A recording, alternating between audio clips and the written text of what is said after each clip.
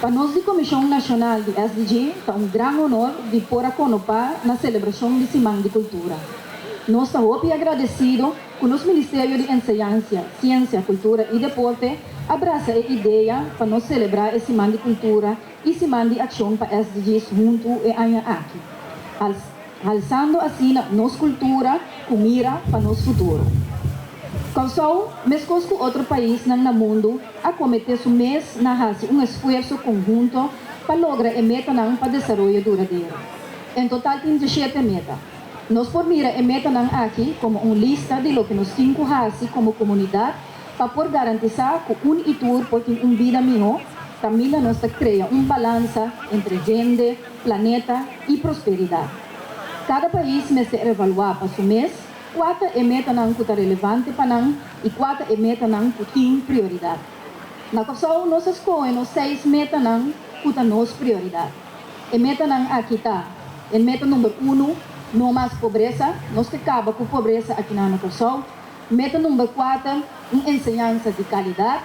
Meta número 3, bom saúde e bem-estar para nosso povo.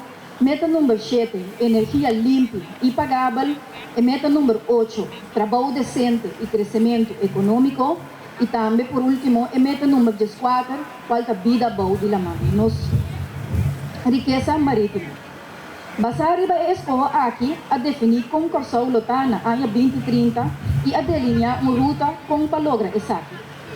Recentemente, nós tivemos o honor de apresentar como reino holandês na Nações Unidas e avanço que Corsou a logra nos últimos 5 anos dentro assim chamada Voluntary National Review. Nós por mira adelanto em diferentes áreas, caminha tanto o governo como parte de organizações não governamental, comércio e academia que trabalham junto riba nossa agenda de Corsou 2030. Mas nós não chegamos ainda e me se puxa tique mais.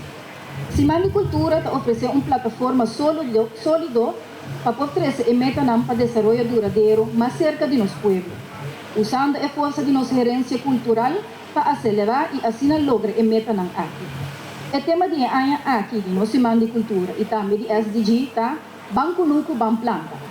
Nós com Nuco, para nosso recurso natural, também nós mesmos salvaguardar essa aqui, já assim a renovação que está vindo depois de nós ainda por gosto de nós.